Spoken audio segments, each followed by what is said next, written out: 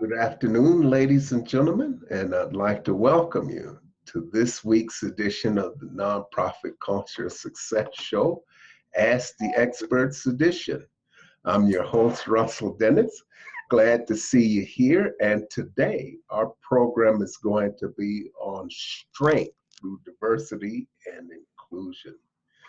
My guest today is Andi Sue Phillips, CEO of the Phillips Consulting Group. She's a former Navy MH-60S Helicopter Pilot turned author, women's leadership expert in diversity and inclusion business consultant. She's a decorated pilot and officer and has flown missions all over the world and is used to working in dynamic, diverse, and constantly changing environments. Andi's specialties include leading people to be their best authentic selves, empowering women, and motivating business leaders to embrace diversity and inclusiveness. Welcome, Andi. Thank you for joining us. Thanks for the warm welcome, Russell. Yeah. Appreciate that. And so there's a lot that goes into a bio, but it never, ever captures everything. I was privileged to spend some time with you at Sponsorship Boot Camp about a month ago. So if you could tell some of our friends a little bit about you that we didn't cover. Okay. Sure. As you said, as a Navy helicopter pilot, I am retired. So I did do 22 years in the Navy. And when I first transitioned out, I was really having a challenging time deciding, hey, what's my next chapter? What am I passionate about? And one of the things that veterans like to do is find employment where they have a mission or they have something very meaningful that they like to do. And so I literally took a year off. I went and traveled the world, just kind of decompressed from all my deployments, and really took that time to do that kind of soul searching. And I literally was on a trek in Nepal, and I'm like, okay, what do I have to offer? What do I have my passion about? And what do I think I can provide value to the community with? And what happened was, just from all my experiences being a female, Navy helicopter pilot, is I often was all by myself. I was the only woman on deployment, or I worked with a lot of men who had never worked with women before. And it seems funny, in 2017 to actually have to say that, but it was very true in my personal experience. And so I had a lot of great times. I had a lot of bad times. I had to face a lot of adversity and work through that. So what I've done is took all those learning lessons. I got out, went and got my MBA after my year of travel, and I've coupled that education with all that experience, and now I'm providing diversity strategy for businesses and to help them look at their diversity and inclusion initiatives and see what's working, what's not working. A lot of companies, Russell, try to do diversity initiatives, but unfortunately a lot of them are failing. They're not quite implementing everything correctly, or they're doing 2 hours of diversity training and they'll do training on grievance procedures and think that'll change behavior. And what that does is instills fear in people, and it almost makes the community not want to be inclusive. And so, oftentimes these incentives and these ideas that companies are doing in an effort to do well, and we have discussed as well, there's so many studies out there, so much research that shows if a company can do diversity and inclusion well, they will be more profitable, they will be more innovative, they'll also have more employee engagement. So doing it well makes sense, but if you can't do it well, you're either doing it well or you're doing it really poorly. And so what I'm doing is going out and helping companies transition from, if they're doing it poorly or their initiatives haven't worked, to creating successful plans that work with their company culture and their fit. So that's kind of big picture what I do, and I love it. Like for me, I really want to revolutionize the work environments for women and minorities. And right now I'm primarily focusing in STEM industry. And once, we'll see if I grow outside of the STEM industry, but right now I feel like that's where the biggest need is and where I can make the biggest impact.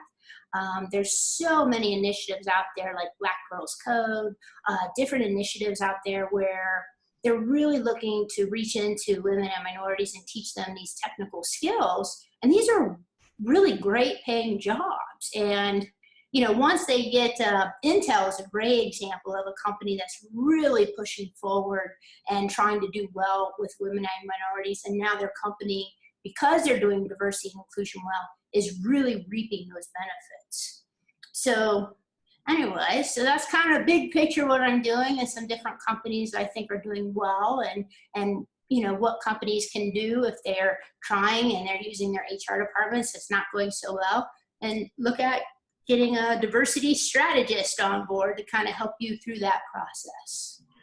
Yeah, diversity is very important for a whole lot of reasons. And, you know, one of the things you said early was that you helped them with the strategy.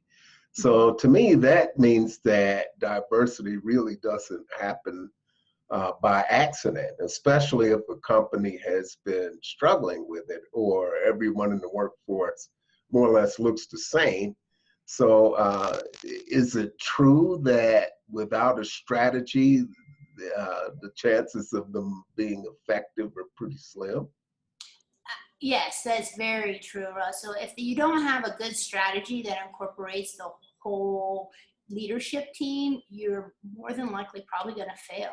If you're relying on your HR team to go out there and just do some, you know, leadership training or diversity training and think you're going to be successful, that's probably not going to happen. If you have been successful with that, you're probably one of the lucky ones. But one of the biggest things that I've seen that a company that's doing really well and a company that's not doing really well, one of the biggest things they do is two things. One, leadership management, like top level leadership, is included in coming up with the fixes for the problems. And the second thing that they're doing is they have mentorship programs. And so what taking someone, you know, stereotypically a mentor is a white male 2 rungs above their protege. So now if you have mentor programs where the, you know, white males or the majority of people are being partnered with minorities or people of color or women, now all of a sudden they know someone, and then they start to learn, hey, there's some toxic things that happen in our company that happens to somebody I really know. And now all of a sudden the problem becomes something they can identify with, something they can understand. And since they're higher, they can be a voice champion for that, not just that individual, but like, hey, here's a problem that my mentee brought up to me. What can we do to fix this? So keeping all of that together, you can't just hire, have a diversity task force and think they're going to come up with all the solutions. You really have to have that management buy-in, and people see that. Nonprofits in particular have had some issues with that, especially locally.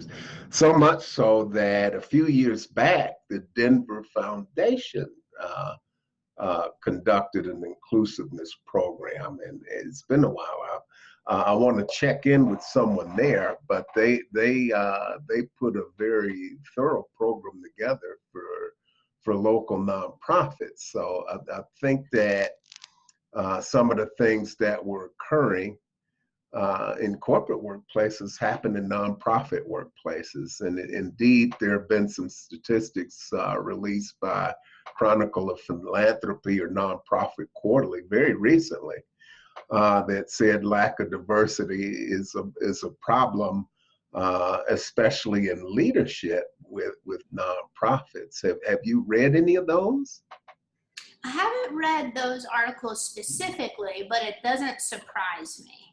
You know, look at, you know, any industry, even let's look at education. There's a lot more women that are teachers, yet fewer make the higher levels of principal and things like that.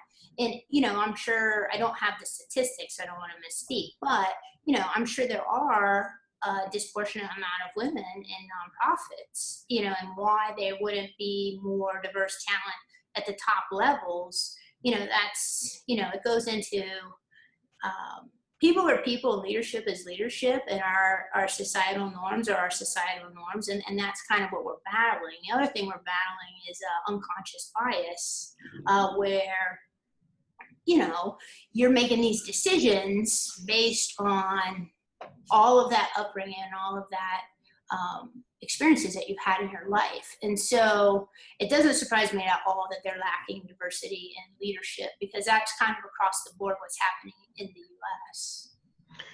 Yes, you and I both served in the military. I spent 11 years in the Air Force with jobs in supply and communications. And some of the things that I saw while I was on active duty were in terms of treatment and respect in the workplace. There were some things that were a little dicey between male and female. I mean, some of my coworkers kind of pushed the limit, and you know, it was kind of looked at as well. It's kind of, this is just the way things are done. And so you retired a little after I got out, I think, but it doesn't sound like much has changed. And how pervasive are problems with harassment or just the hostile work environment? How prominent are they in the military setting? Are they still pretty prominent? I think in the military setting specifically, for me personally, it all boiled down to who my leadership was. If my boss wanted a collaborative team and wanted us to be, you know, a very cooperative team, then the team grew to be that. And I felt very included and very accepted and very respected member of the team. If my leadership was like kind of not including me, or very dismissive or very trivializing, or just couldn't get beyond what I call bro culture, frat boy bro culture, if they couldn't get beyond that, then it was a very challenging tour for me.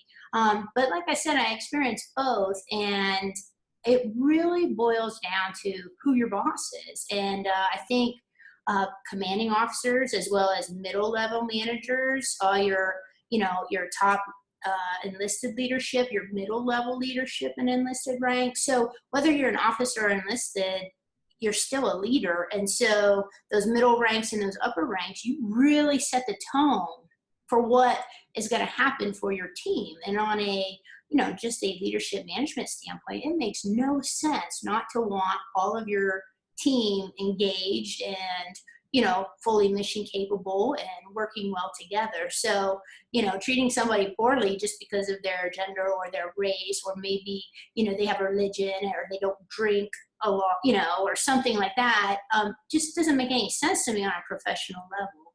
But it definitely happens, and it happens a lot in the civilian world too. And I do take those more extreme examples that happen in the military, and I look at what's happening in STEM right now. I mean, you look at Uber, you look at what happened with Google and the Google Manifesto, and these types of behaviors and these types of thought processes are rampant. And if you have somebody in your organization that acts out on these types of thoughts and creates hostile work environments, now as a business, you're reducing your profit, you're reducing your engagement, you're now having to spend your time managing that. And then if you ignore it, it's just going to get worse. So ignoring those kind of people and those kind of issues makes no sense, because it's just going to grow. I always say, keep problems small and they stay small. If you don't take care of a small problem, it will grow and it will fester. So it's better to either train those people or let them know that type of behavior is unacceptable right away. And most people are going to want their bosses to like them. They're going to want to be successful. And so if you set those boundaries and those expectations, most people will live up to those. And so set those standards high, and you'll be amazed at what people will do. These type of things are pervasive. We're starting to hear about it in Hollywood. We're starting to hear about it in Congress. And so these are people that are visible, like it or not, sports figures. Like it or not, they're role models because they're in that eye. And when they behave badly, it sort of sets the tone. It's just so much that's out there. But there are a lot of people with an enlightened view, and maybe some people want to do something, but they don't actually know where to begin. So when you approach a leader of an organization, or they approach you, how do you go about finding out what their level of knowledge or comfort is, and determine what sort of path forward that they should take in building a strategy to become more diverse?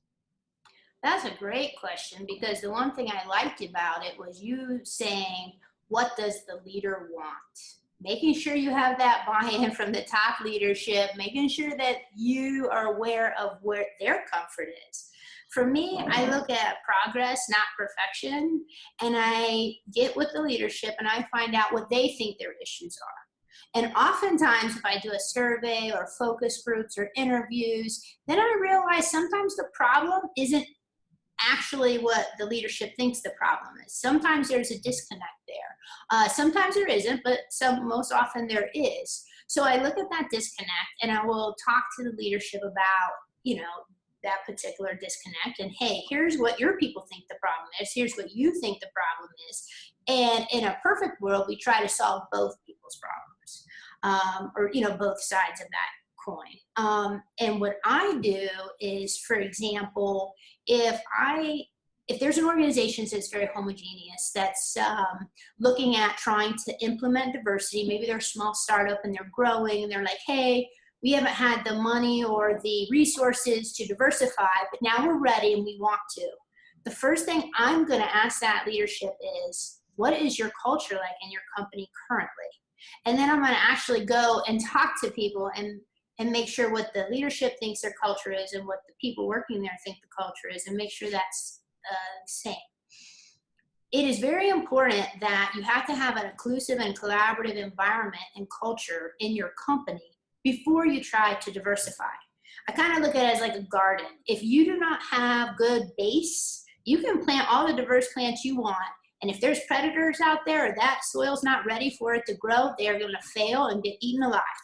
So making sure you have a good base, making sure you have an inclusive and collaborative environment first before you start adding diversity. If you add it too soon and you're not ready, then it's going to fail. If you take those steps and make sure those environments are solid and then add the diversity, then it's going to bloom and blossom and grow, and then you get to reap all the rewards of that awesomeness because you've done the work and made sure the base was good first. And there's lots of ways to do it. I use something called the Hartman profile, which is a simplified version of the Myers-Briggs and puts people in kind of 4 different personality characteristics. And what I try to do is get team leaders or middle-level managers to start feeling comfortable with leading somebody that's different than themselves first, just solely based on personality. So if you're, say, everybody's blue, which in the STEM world is most what people are, just very detail-oriented engineers are usually blues. Well, let's throw in a yellow personality. Let's throw in a red personality and shake up that mix first, and let's see how they handle that. So I try to just use stepping stones. I don't just try to throw a bunch of diversity. And, as we both know, diversity is not about race or color or gender. It can be about so many things. So I try to get diversity of thought in first. And then once team leaders and team managers understand how powerful having a team with different personalities and different team roles, then oftentimes what happens is diversity naturally starts occurring. Because the biggest thing you cannot do to a very qualified, competent, and capable, diverse person is make them a token or put the perception that they're a token. I registered this hashtag not a token, and I have plans to do a campaign, and you laugh because anybody who's been in a minority situation knows what it feels like. Like if you're the only person of color in your Air Force class, oftentimes there's going to be a lot of people that think, oh, they're here for affirmative action or some type of quota. And most often that is not the case. They're not there because of a quota. They're there because they're the top qualified candidate. But if you immediately allow your employees to have that perception, you've doomed that individual that person now has a much steeper road to success than if they were just, a normal hire. So I'm actually really against like affirmative action and quotas, because it sets the minority up for failure accidentally. And so what I do is I make sure that environment's solid. I make sure people can lead people that are different than themselves. Once they start saying, okay, I have to learn how to deal with people that are different personality types, different ideas. I'm willing to accept different types of ideas. Example I give is like back when car companies were designing airbags, they had all white males on their engineering team, no women. And so these airbags were actually killing women and children because they were completely designed around the male body size and weight. And so, something as simple as thinking, hey, half the people in America are women. We need to make sure these airbags are suitable for women too, never entered their minds.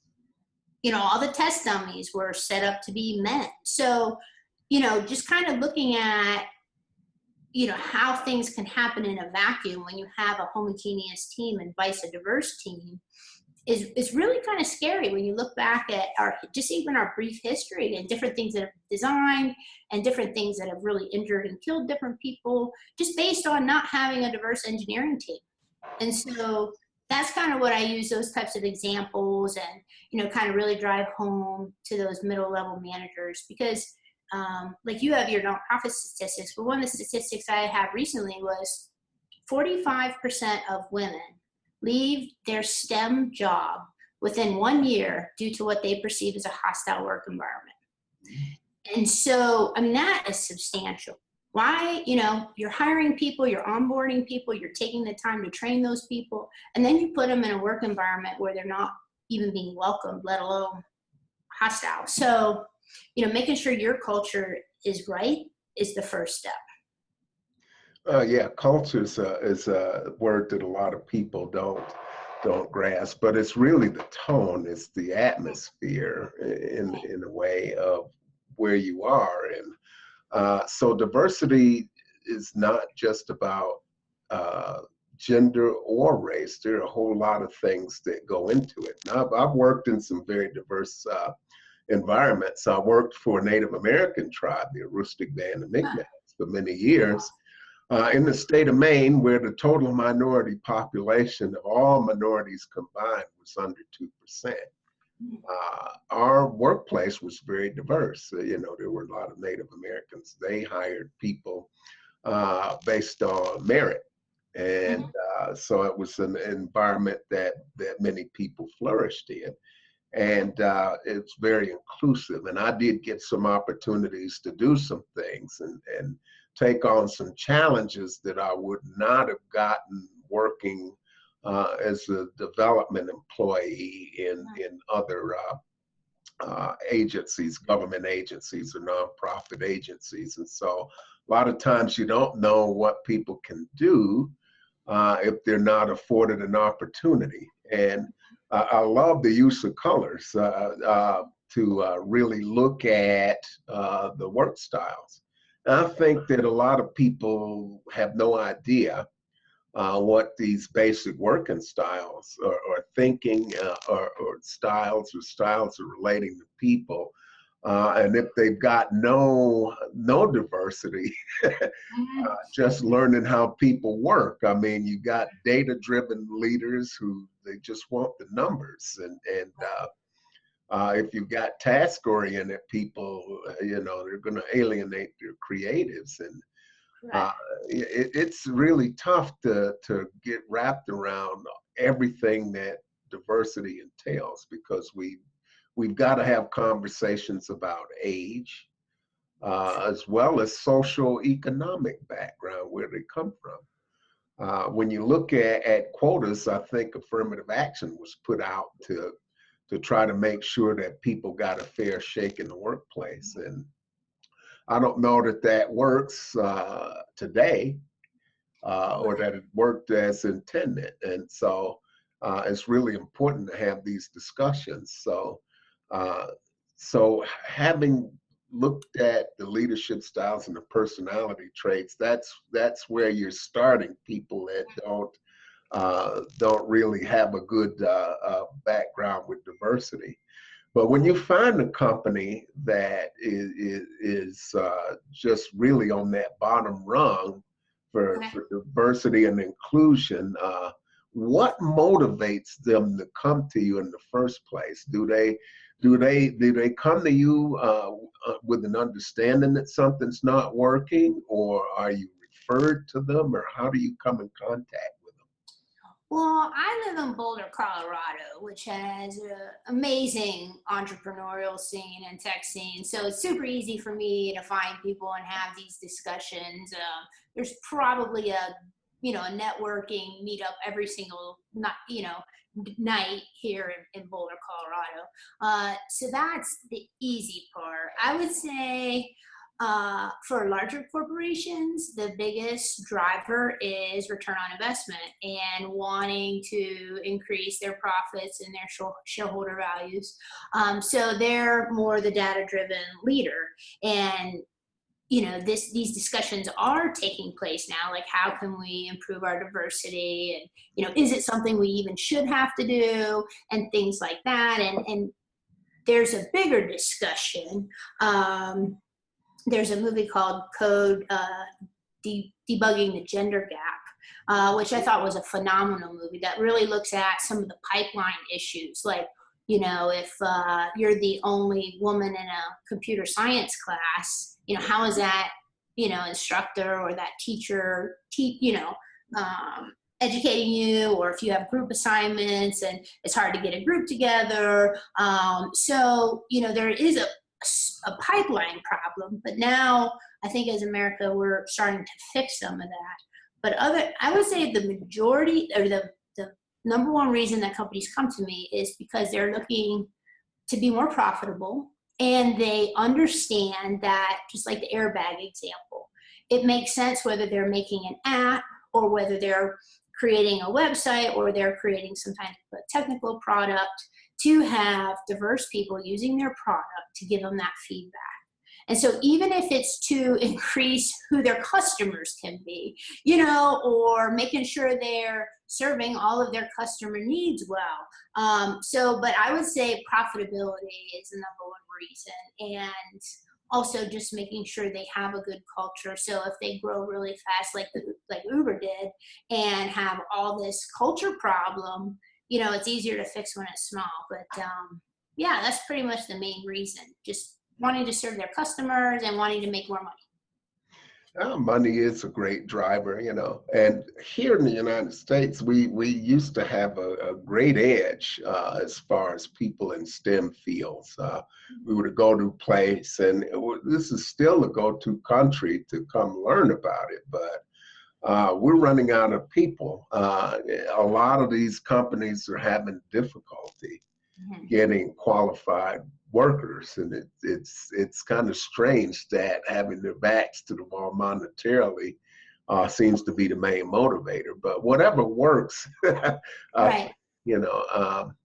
So as far as getting women into these fields, do you see a growing interest in STEM from the perspective of women, minorities, different people actually looking at it and saying, hey, I like the revenue potential. I think this is pretty good for me. Is there a lot of interest, or is it something that has to be driven more or less to get people into that funnel?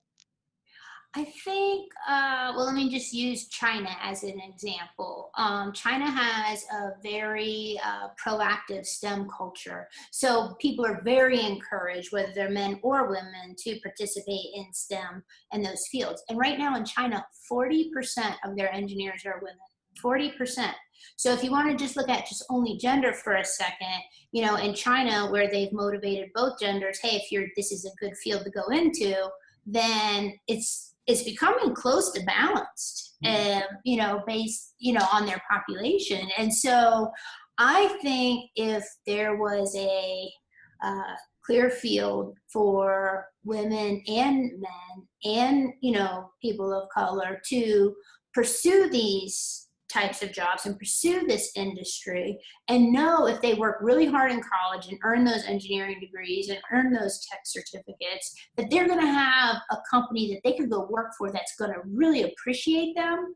Then I think it's going to have an opportunity to grow. But I do think with some of the initiatives that they have nowadays, especially for kids, little coding camps and things like that, if they encourage our next generation to pursue these fields, then I think just based on China and things like that, that it will grow. I do think that we're going to see a big demographic shift in our employees, especially in STEM. And like you brought up, they're bringing a lot of foreign workers here. So if you don't know how to deal with somebody that's a different personality style than you, how are you going to deal with somebody, say, from India, who might have some different cultural norms? And like, how are you going to be accepting of that individual? So being inclusive and being collaborative and making sure that as a team leader, you have those tools. Because let's face it, Russell, if you are not a creative person, trying to lead a creative person can create some challenges. Not knowing, setting your expectations, setting their expectations, how to, describe what type of work you want from them. It can be very challenging. But once you have those tools, then it's easy, and you know how to bring the best of their creativity into the workspace. And the other thing, I love working with creatives. I don't necessarily consider myself one, but they really help improve morale. That's the one best thing about what I call the yellow personality in the Hartman profile, the yellows. They are people that are motivated by fun, and they are absolutely good workers, and they will help your morale and help your team unity. So sometimes some of the things you're receiving from those types of workers are those intangibles that are really important. And so understanding the strengths and weaknesses of each of the colors and understanding what you can tap into, if, your team's been working super hard, you might want to put a yellow in charge of, hey, when we get done with this product, you're going to put together the big party. They will love it. Where if you give that job to like a blue person, they're going to be like, I got to do what?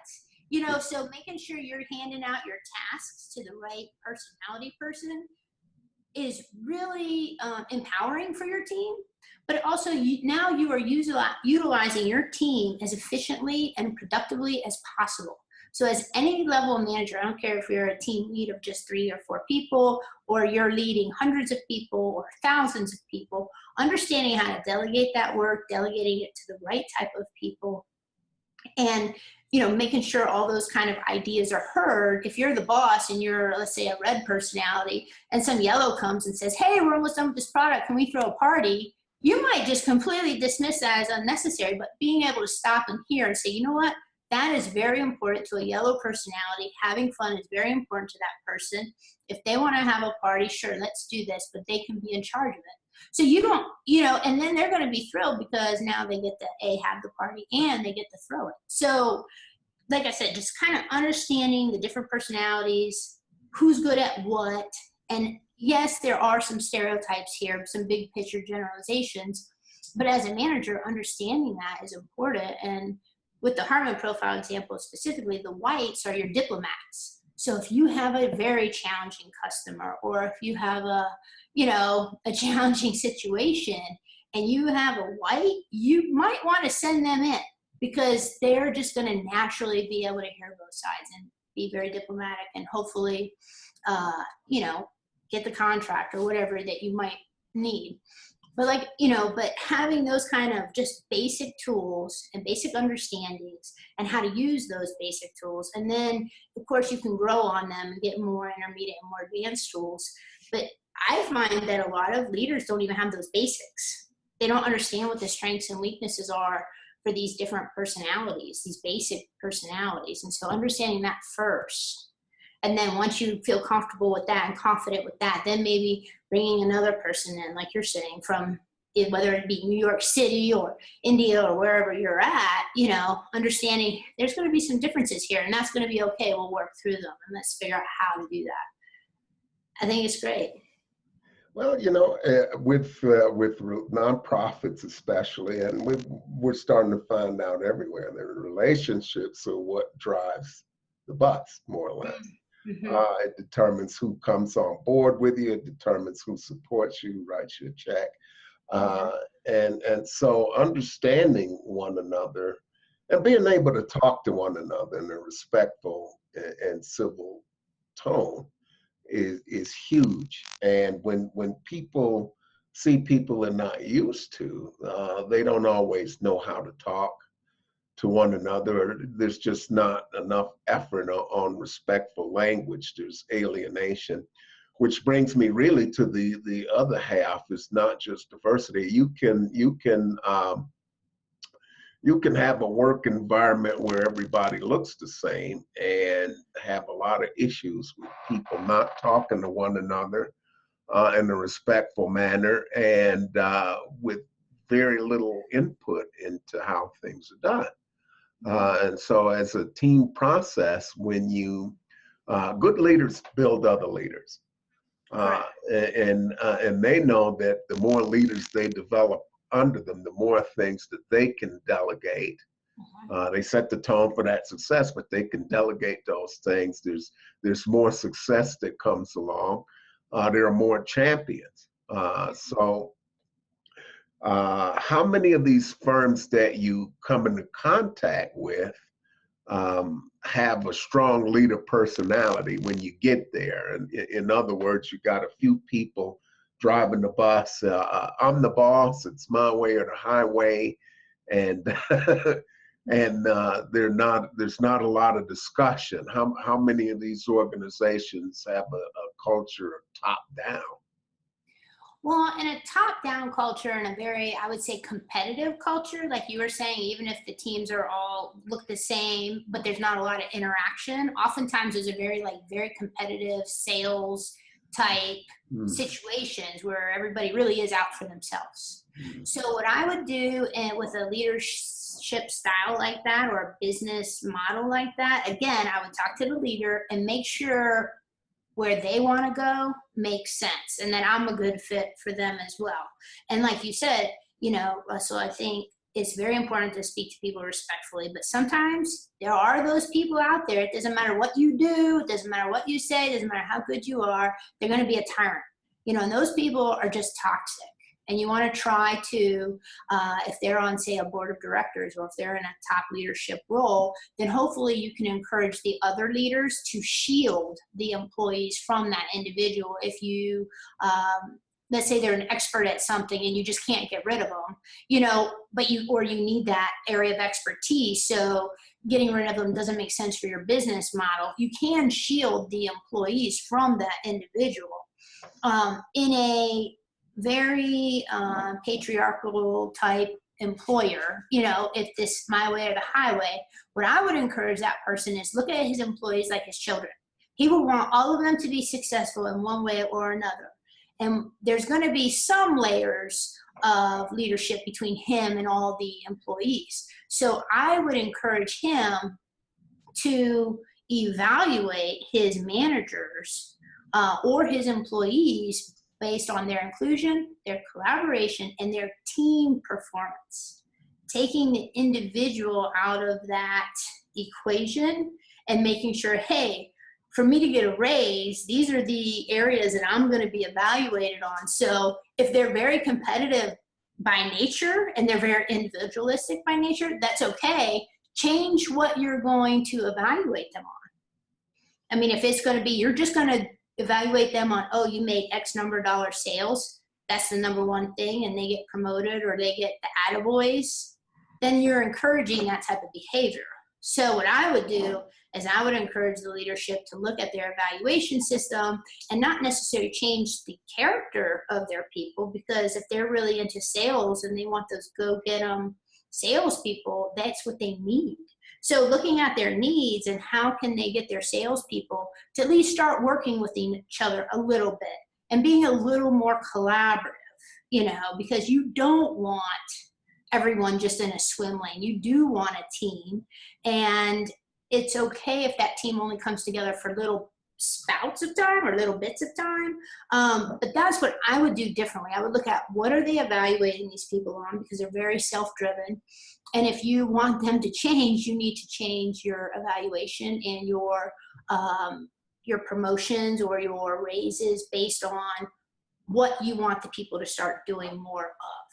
So reward the behavior that you're looking for. So it's really, it's a big part of the process is getting people to use objective measures, and that's probably why there's a lot of difficulty, but it's measuring objectively and actually taking time to invest in people. Yeah. Do you find that in the cultures where they don't invest in the betterment of people, and that's tough for some nonprofits, you know, they don't always have dollars for personal development and training and leadership development, but it's absolutely critical in my mind to develop good leaders so that your organization is structurally sound. And it's great when the chief is out of town, or it needs to run, whether the head of the organization is there or not. So is it your experience that most of these organizations that have difficulty with diversity and inclusion either cannot or will not invest in development of their people? I haven't really seen that, Russell, because I work mostly in the STEM industry. So STEM moves so fast, you know, all this stuff is moving so fast. So everybody's learning at very rapid rates. But from, you know, for the nonprofit sector, if you come across that as an issue or come across that in your nonprofits, there's a lot of affordable ways to get across that hurdle. You know, one thing could be, you know, hey team, we're taking Friday off and we're going to go volunteer at a local park to do X, Y, and Z. You know, we're kind of get people out of the office, get them working on another humanitarian type project that's, you know, short term, and just get to see people on a personal level, not necessarily at work. You know, like we both were in the military, so we're very, very knowledgeable about in the military. You're required pretty much to know your boss's job and the person under you's job, because that way if somebody's sick, the mission doesn't stop. No matter if you're sick, that mission's going without you. It doesn't matter. So everybody has to know, even if you can't do your boss's job as well as your boss, you at least have to know how to do the minimum amount of things required to get that job done and to make it to the finish line. And so I think that's a military thing. I think oftentimes in the civilian world, the opposite happens because they're wanting job security. So they don't want other people to know their job. They don't really want other people to know how to do their job.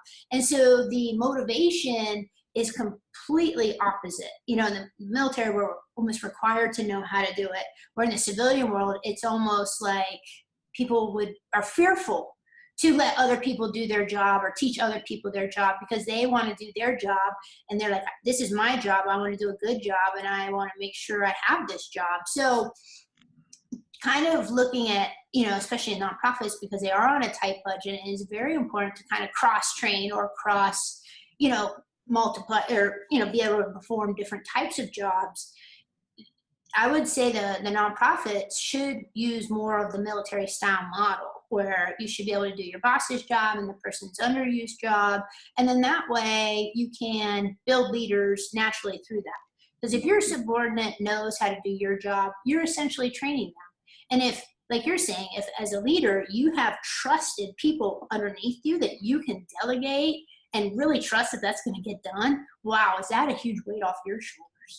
You know, I mean, I don't know about you, but like in the military, sometimes you're forced to delegate things and you're just like, oh, I got to give the easy job to that person because I don't know if they're going to be able to pull it off, you know? So, you know, I was always so careful who I delegated to, but those trusted people under you that you can delegate to, and you just know that job's going to be done well. Those are powerful people. And so keeping that in the nonprofit world, I think is very important, but it's easy to do. If just teach your subordinates your job, and then they'll feel important. They'll have a better bigger picture understanding of what the nonprofit or the organization is doing. And then they'll be able to adjust their work accordingly now that they have a better, bigger picture. So Well, I think that'll work with some of your larger organizations, and by having people to, you've done that to some degree if you can delegate comfortably, and folks can step in and take on a lot of those roles. What's probably a little bit more common is, especially with a small organization, is that you've got a few people wearing multiple hats, and they're trying to do too much, and lead to burnout, disengagement are things that can happen if they're not effective at bringing other people in. So I think collaboration is an important thing, and I think that from what I've seen and what I've experienced in trying to bring people together, talk to them, or convince them to collaborate, there seems to be a little resistance in the nonprofit world with it, where there's a little bit of scarcity thinking going on, and people are thinking, well, I don't necessarily want to share the resources, or what if this other group gets another piece of the funding, or so do you see that in the corporate world, and how do you approach convincing people that collaboration in and outside of the organization can benefit them? So what I do is I like to do business to business affiliates, where you wouldn't necessarily want to be super collaborative with a direct competitor. But if you can create an affiliate partnership or mutually beneficial partnership with another business that kind of helps you and you can grow well, I think that'd be fantastic. And especially if you're a small business, trading services is huge. Most small startups and small businesses really have a cash flow problem, so they can't always just hire another person. Maybe they have work for 5 people, but they can only afford 3 people. So really taking a look at all your resources. Is there any way we can make this a college internship position? Is there a way we can get volunteers? Like, what areas of our business can we delegate to volunteerism? But like an example might be, say you have a little marketing business and a small law firm. Well, maybe the law firm needs a new website and needs some marketing, and then the marketing company could use some law contracts and some legal type papers. So as small businesses or small nonprofits, partnering with other nonprofits, if it makes sense for that model, and trading services, I think that's the best way to handle that situation, where you can get your needs met, still maintain your cash flows, and make sure that you're not always in take mode, and you can give mode and trade those services. Maybe one nonprofit gets a lot of funding for education, and then another nonprofit got a bunch of funding for computers. Okay, so let's partner together and let's see how our education and our computers, maybe we can give something more of value to this particular school system, something like that. So I would look at, because like you're saying, funding and grants is a big deal in the nonprofit world, and making sure you have enough money to keep going. So I wouldn't jeopardize that, but I would absolutely encourage affiliates and partnerships, and trying to take what you have and maybe what somebody else has, create a product that's of greater value, and giving that out to the community. Yeah, those are great thoughts. So from an inclusiveness standpoint, what do you think the biggest challenge is? Because when it comes to inclusiveness, that's really just hearing all of the voices around us, regardless of their background or what they look like. How pervasive are inclusiveness challenges? Oh, that's like $1 million question right there, Russell, because diversity is like who you hire, but inclusion is the actual environment, you know, and the actual culture of what's going on. And some of those things can't be measured.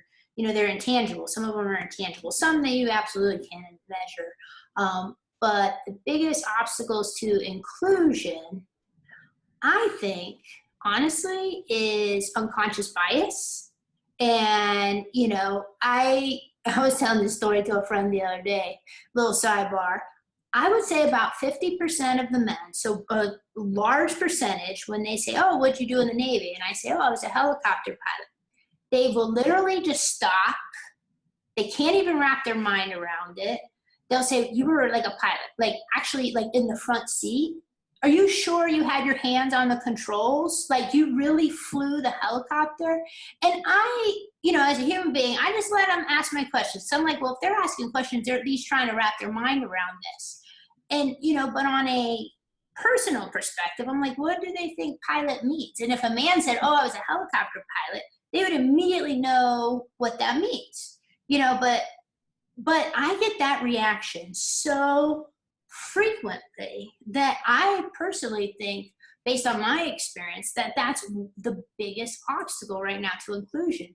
It's unconscious bias. It's learning about your own personal unconscious bias. And there's free tests from Project Implicit that Harvard psychologists put together. So you can just Google Project Implicit. There's 13 different tests. You can take these tests to even understand what your unconscious biases are. And once you have that awareness, like, you know, if, well, I don't want to give it too many, well, you said you brought up age. Like if you have an awareness that you think, oh, older people can't do job A, B, or C, and you're thinking that, and once you're aware of it, then you can be like, you know what? And then when an older person comes in for an interview, you know what? I'm going to give this person a chance. I'm going to give them a test. Let's see what they can do. Let me see if I can't at least test my own unconscious bias to get through it. And I think just having that own personal awareness is the biggest obstacle to inclusion. Because if you have, you know, a Latino woman, a white woman, a black woman, you know, a man of color and a white guy all walk into the same interview, you know, that unconscious bias, I mean, they have unconscious bias. Tall people. People think that just because you're tall, you're going to be a better leader than a short person. Like in a lot of studies, it's really kind of funny, but it's true. It's scary, but it's true. So getting through those unconscious biases and understanding yourself and having that real awareness of yourself, I think is the biggest challenge, and I think it's very fixable, and I think people can do it.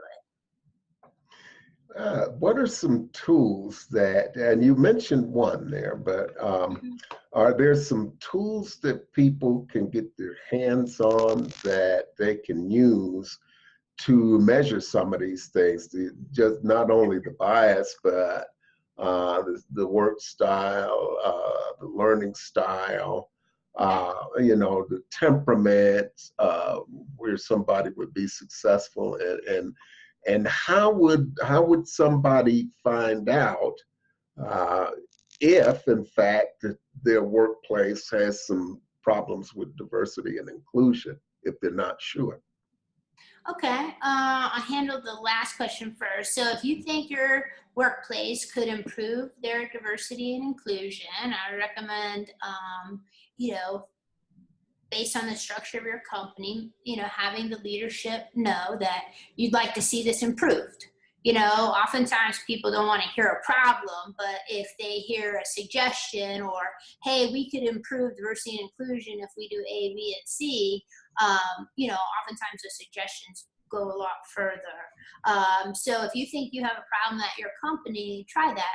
But I am going to put this out. If you are working for a company that has toxic culture, you've got one life to live. You do not have to be spending all those hours a day in an environment that is hostile or toxic. And I just, I really feel for people that are in those environments because it's not good to be stuck there. So if you think there's a problem, and let's say you don't think your leadership knows, I would let them know and see if there's any way to do that. And also, if you do have a problem at your business, look for progress, not perfection. If they're making progress, eventually they should get there. And as long as you feel confident that they're working towards it, try to be patient and give solutions. As far as tools and what you can use for basic, what motivates your employees, I highly recommend the Hartman profile. That's the colors where, whether people are motivated by power or intimacy, or for fun or things like that. So understanding what is the just core thing that motivates this individual. And if you understand what motivates that individual, it's easier to give them jobs that make sense for them and to delegate, especially these little extra jobs to do. As far as unconscious bias, we talked briefly about it, but it's called Project Implicit, and Harvard psychologists put these tests together. They're free online exams, and you can take them and really take time to learn about yourself in a kind of like a pure environment. You don't want to be defensive when you're learning. You don't want to feel like you're being attacked if somebody's like, oh, you don't like old people, like the example I said. So learning about who you are and what your unconscious biases are on your own and really identifying that and trying to think of ideas how to work through that. And I think that's a very powerful tool. There's another thing called the Belbin Belbin team roles. And there's basically 9 essential team roles within any team. So if you feel like your team's not efficient, I would look at those roles. And you don't have to have 9 people on a team. Like 2 people can take 2 or 3 roles kind of naturally. But making sure there's no gaps in any of these roles on your particular team, I think is very important. And if you do have a gap, then that's good to know, because then you're like, okay, the next person I hire is going to have this type of ability to perform this part of the role out of the 9 roles. So just understanding what the team dynamics are and what the team roles are, and knowing if you have any gaps and making sure you're hiring to cover those gaps, I think is a very powerful tool. So those are kind of the top 3 tools of all the things we talked about today. Project Implicit, the Hartman profile, and the Belbin team roles. Oh, I'd love to have links for those for the replay. So it's been a pleasure to have you here. Diversity and inclusion are very important, and I'm anxious to find out if the Denver Foundation is going to take that up, because I looked at some of the training tools there and they look really phenomenal. But I don't remember them being publicized, or so they're very important. And I think nonprofit boardrooms are you're going to find a lot of inclusion, but a workplace is a workplace, and these are some of the difficulties. And I wanted to make sure that some of our folks out there were aware of some of these issues and some things that can crop up. So. Any parting thoughts for our audience before we sign off, Andrea? No, Russell, it's been fantastic chatting with you today. If anyone would like to speak with me further, just Google Andi Sue Phillips. Contact, I have a website, andisuephillips.com. So that's a good way to reach out to me. And I'm really proud of you, Russell, for taking on this big initiative and trying to promote it here in the whole Denver area and Colorado area. And I think it's awesome what you're doing. It's my honor and pleasure to be here today. Yeah, well, I like to have people here that are doing remarkable things, and to feature nonprofits as well. So we'll make sure that we have your contact information on the replay, as well as those resources. And of course, if you'd like to talk about diversity, inclusiveness, or any particular thing you'd like to have some questions answered on, feel free to go into my online scheduler at bit.ly/bookruss and schedule a complimentary consult, and we'll talk about how I can be of service to you. And so until next week, we will have Rick Freeney, who will talk about setting a position of authority by publishing a book. Now, I know a lot of you probably haven't thought much about a book, but the work you're doing is phenomenal. And one thing in my experience that I found is that people don't throw books away. So it's not as daunting as you may think it is. So with that in mind, thank you all for joining us here. This is Russ Dennis signing off until next week.